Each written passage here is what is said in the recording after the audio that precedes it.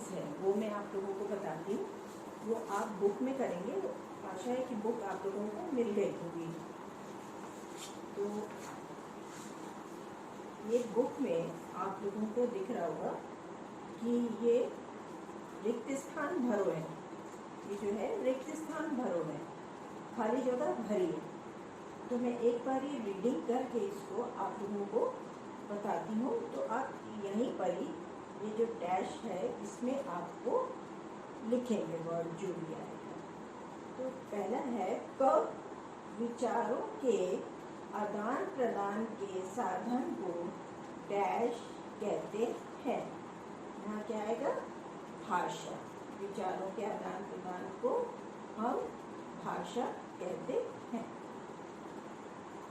ख है भाषा डैश प्रकार की होती है। तो भाषा दो प्रकार की होती है, वो दो यहाँ पर आप लिखेंगे। पशु पक्षी भी अपनी डैश में बात करते हैं। यहाँ आप बोली लिखेंगे, भाषा नहीं लिखेंगे, बोली लिखेंगे। यहाँ पे पशु पक्षी भी अपनी बोली में बात करते हैं। फिर मेंढक डैश करता है। मैंने बताया था मेंढक क्या करता है। मेंढक टर टर करता है। और टर टर के स्पेलिंग यहाँ पे आपको चित्र के नीचे, मेंढक के चित्र के नीचे आपको दिख जाएंगे। तो यहाँ पे आप लिखेंगे मेंढक टर टर करता है। तो पहला हो गया, खाली जगह भरिए में क है, विचारों के आदान प्रदान के साधन को भाषा कहते हैं। भाषा दो प्रकार की होती है। पशु पक्षी भी अपनी बोली में बात करते हैं। मेंढक टर टर करता है।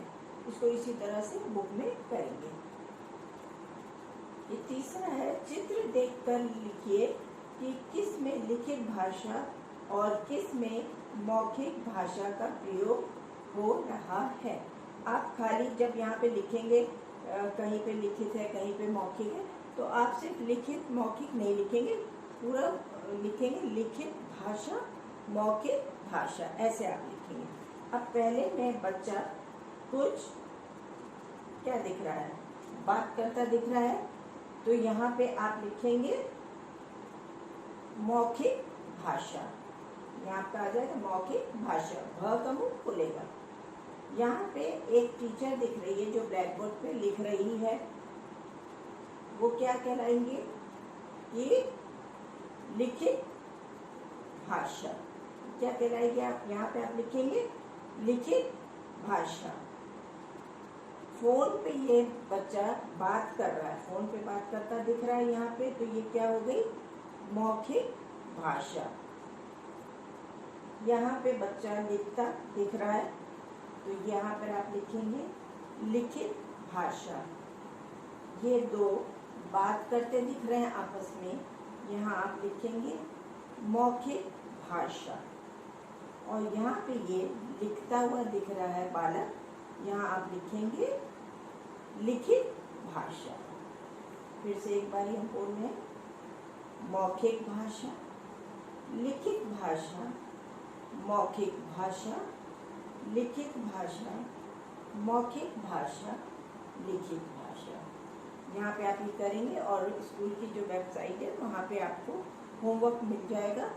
और जो प्रश्न उत्तर हैं वो मैंने दिए हुए हैं कुछ, और कुछ मैंने पशु पक्षियों की बोली भी दी है, वो आप कॉपी में करेंगे। और कॉपी में किस तरीके से करना है वो भी मैंने आप लोगों को इससे पहले वाली क्लास जो आपकी मैंने ली थी उसमें मैंने आप लोगों को समझा दिया है। राइटिंग पे ध्यान दीजिएगा। डार्क ब्लू कलर की पेंसिल से लेसन का नाम और नंबर जो भी डालेंगे उसके नीचे अंडरलाइन कर दिएगा। अब हम नया लेसन शुरू करते हैं। नया लेसन आपका है पार्ट 2, वर्ण, शब्द और वाक्य। पहले हम पढ़ेंगे वर्ण, फिर उसके बाद सीखेंगे, बताएंगे हम आप लोगों को शब्द के बारे में और फिर वाक्य के बारे में। तो अभी हम आपको बताएंगे वर्ण।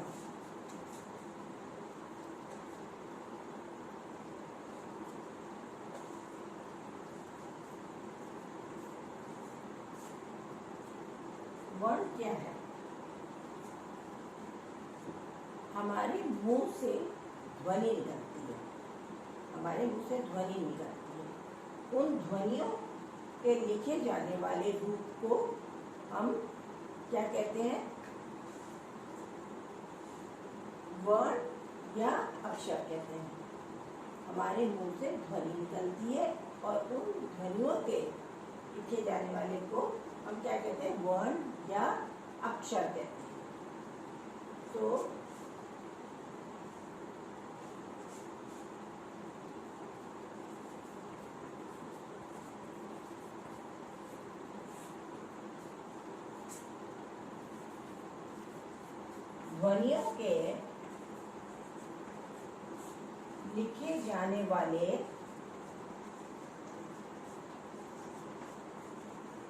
ध्वनियों के लिखे जाने वाले रूप को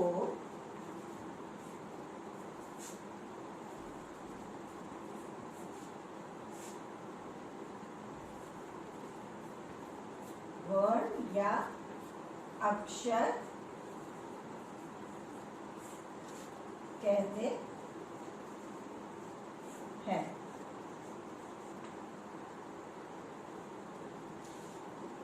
और इनमें से किसी भी एक का प्रयोग हम लिखने में करते हैं। इनमें से किसी भी एक का प्रयोग हम लिखने में करते हैं।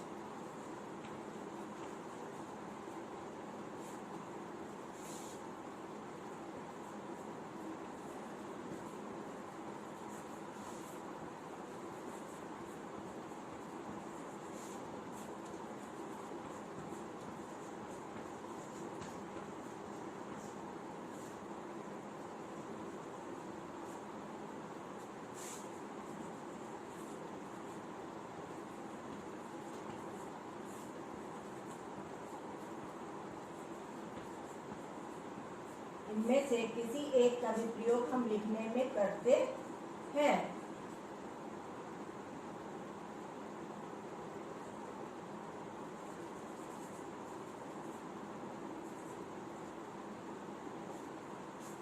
और यह भाषा की सबसे छोटी इकाई है जिसके टुकड़े नहीं किए जा सकते।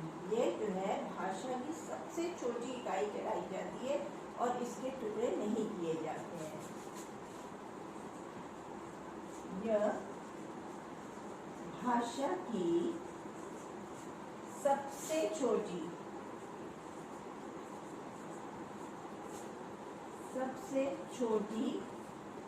इकाई है, सबसे छोटी इकाई है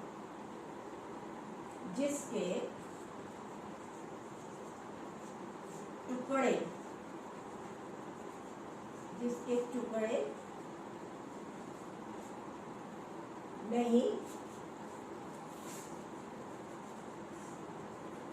नहीं किए जा सकते।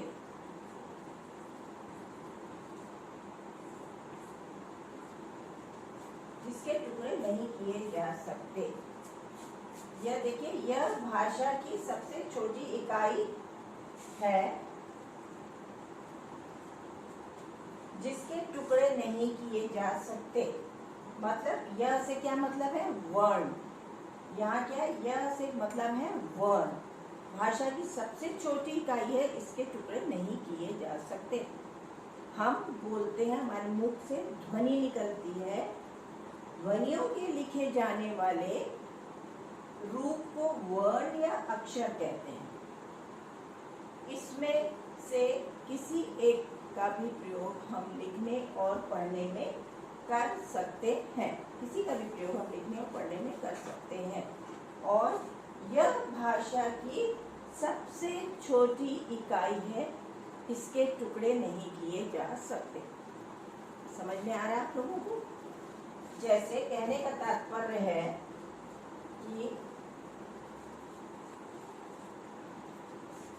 जब भी हम कुछ बोलते हैं, कहने का मतलब ये है कि जब भी हम कुछ बोलते हैं तो हमारे मुंह से ध्वनि निकलती है। और यह ध्वनि जो होती है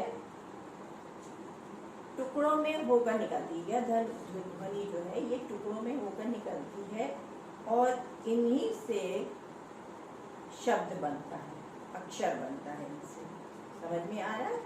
जो हम बोलते हैं, हमारे मुंह से जो भी ध्वनि निकलती है ये टुकड़ों में निकलती है और इन्हीं से ही शब्द बनता है, अक्षर बनता है। समझ में आ रहा है?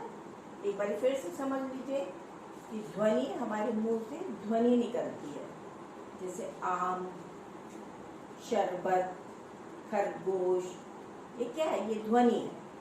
और इन्हीं ध्वनियों से के लिखे जाने वाले रूप को वर्ण या अक्षर कहते हैं। इनमें से किसी भी एक का प्रयोग हम लोग लिखने में करते हैं। यह भाषा की सबसे छोटी इकाई है और ये भाषा की सबसे छोटी इकाई होती है। यह से मतलब है वर्ण की। यह भाषा की सबसे छोटी इकाई होती है और इसके टुकड़े नहीं किए जा सकते। समझ में आ रहा होगा? वर्ण किसे कहते हैं? ध्वनि, आवाज, और ध्वनियों के लिखे जाने वाले रूप को क्या कहते हैं? वर्ण या अक्षर कहते हैं। इनको हम लिखने और पढ़ने में प्रयोग करते हैं और यह भाषा की सबसे छोटी इकाई है जिसके टुकड़े नहीं किए जा सकते हैं। और इसको सरल भाषा में हम अब लिखने जा रहे हैं।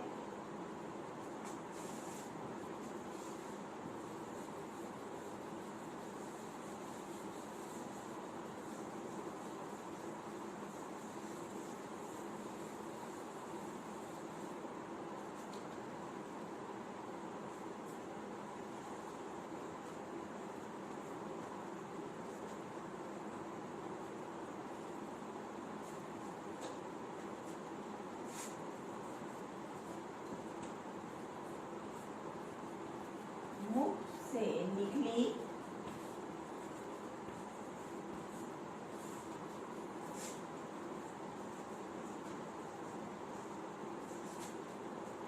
ध्वनियों को मुंह से निकली ध्वनियों को वर्ण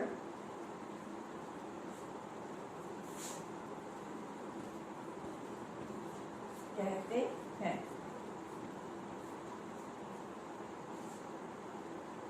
सरल भाषा में क्या हुआ?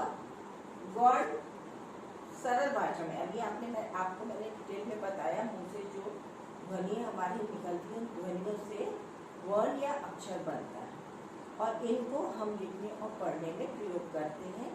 और यह भाषा की सबसे छोटी इकाई होती है, इसके टुकड़े नहीं किए जा सकते। और इसी को मैंने बहुत सरल भाषा में आपके लिए लिख दिया है कि मुंह से निकली ध्वनियों को वर्ण कहते हैं। ये वर्ण की आपकी परिभाषा है। सरल भाषा में, सिंपल भाषा में होगी कि मुंह से निकली ध्वनि, जो अभी हमारे मुंह से जो ध्वनि निकल रही है ये ध्वनि कहलाती है। इन्हीं से वर्ण या अक्षर बनते हैं। तो मुंह से निकली ध्वनियों को वर्ण कहते हैं। एक बार मेरे संग आप लोग सब बोलिए, मुंह से निकली ध्वनियों को वर्ण कहते हैं। आया समझ में? एक बार और, वर्ण किसे कहते हैं? मुंह से निकली ध्वनियों को वर्ण कहते हैं। वर्ण मुंह से निकली ध्वनियों को वर्ण कहते हैं। आ गया समझ में? अब हम बताते हैं जैसे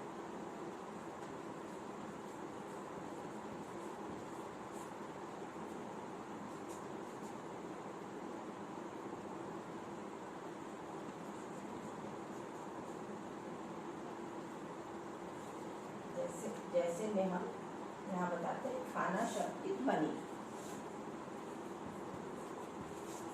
खाना शब्द की ध्वनि। खाना शब्द की ध्वनि देखिए, आप ध्यान से देखिएगा और ध्यान से समझिएगा। खाना डैश, अब क्या करेंगे? ख हलन जोड़ आ प्लस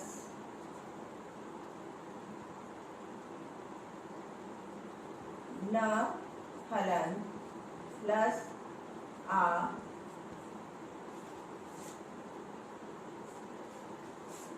खाना का क्या हो गया, कैसे बना, ख हलन प्लस आ प्लस न हलन प्लस आ। अब ये क्या बन गया, खाना। क्या बन गया ये, खाना। क्या ध्वनि निकलती है, खा ना, खा आ ना, ना खा ना। अब देखिए कलम,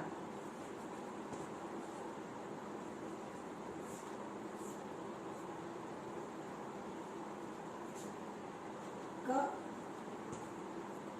प्लस अ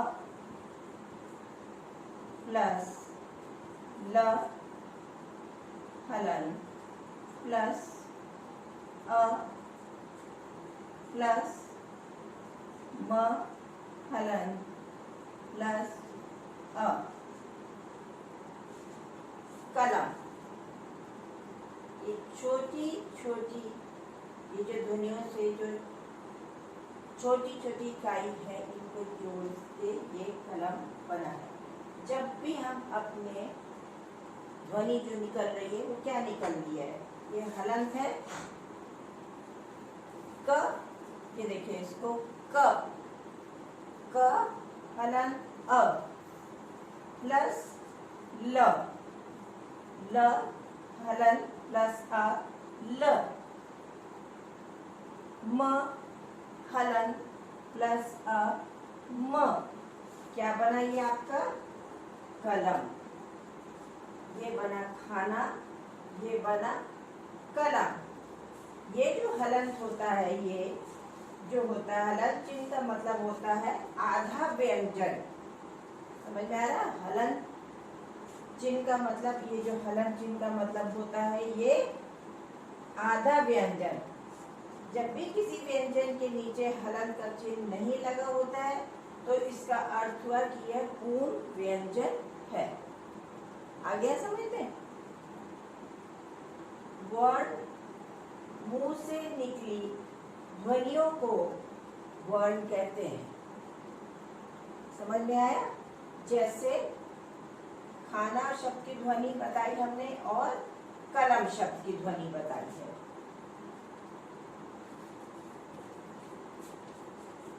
कलम और खाना शब्द की ध्वनि हो गई, ये आपको समझ में आया।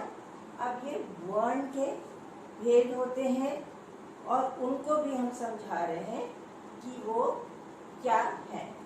ठीक है, ये आपको समझ में आ गया। मुंह से निकली ध्वनियों को वर्ण कहते हैं। और ये जो है ये आपने पूरा समझ लिया है, समझ में आ गया है। और ये भाषा की सबसे छोटी इकाई होती है, इसके टुकड़े नहीं किए जा सकते।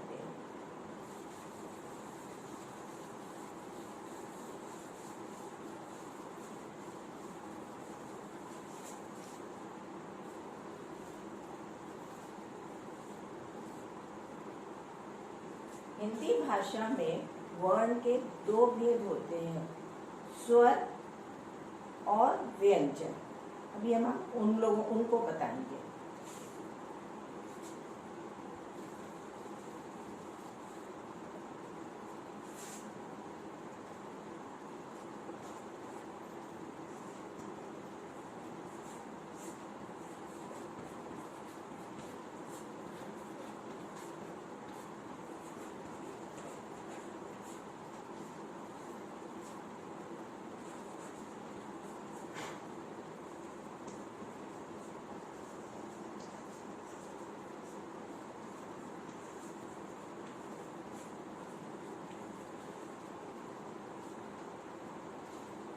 हिंदी भाषा में वर्ण के दो भेद होते हैं। एक होता है आपका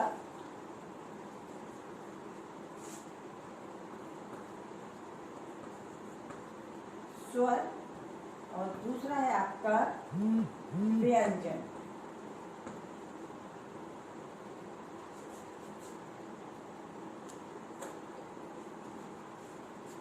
जो वर्ण बिना किसी सहायता के बोले जाते हैं वो स्वर कहलाते हैं। जो वर्ण, ध्यान से सुनिएगा, जो वर्ण बिना किसी सहायता के बोले जाते हैं वो स्वर कहलाते हैं।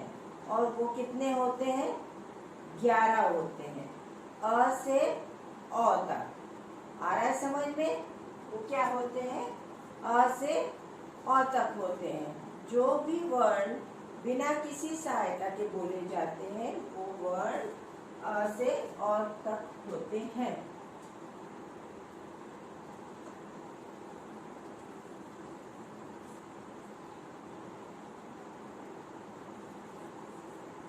अ से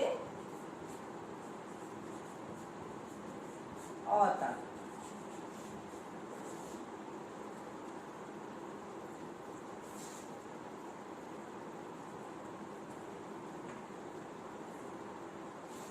और जो वर्ण स्वर की सहायता से बोले जाते हैं वो व्यंजन होते हैं। ये वो क से ह तक है। क से ह तक है। उसमें ओ, औ और ड़, ढ, री ये सब ज्ञान नहीं आता है। वो क्या है? क से ह तक है। और वो है सिर्फ 33।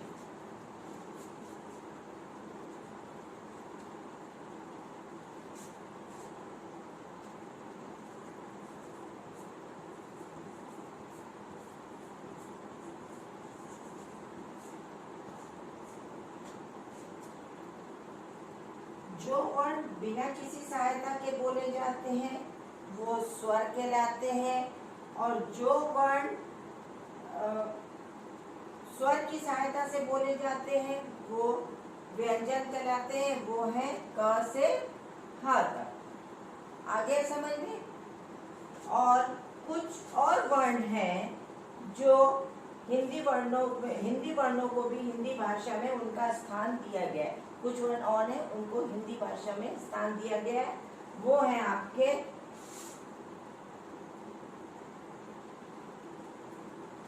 ड, ढ, क्ष, त्र, ज्ञ, क्ष, अह,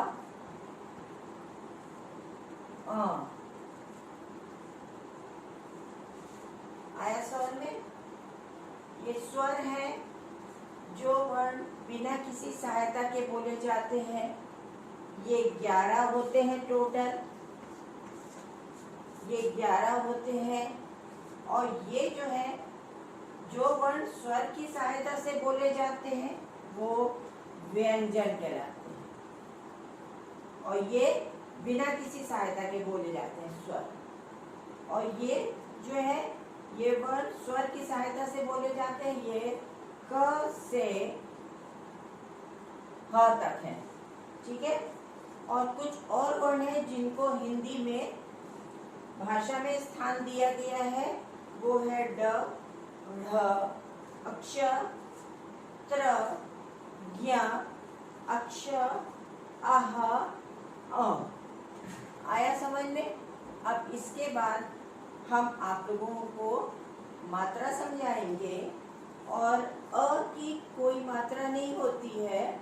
अ की कोई मात्रा नहीं होती है। और आ से औ तक की मात्रा होती है।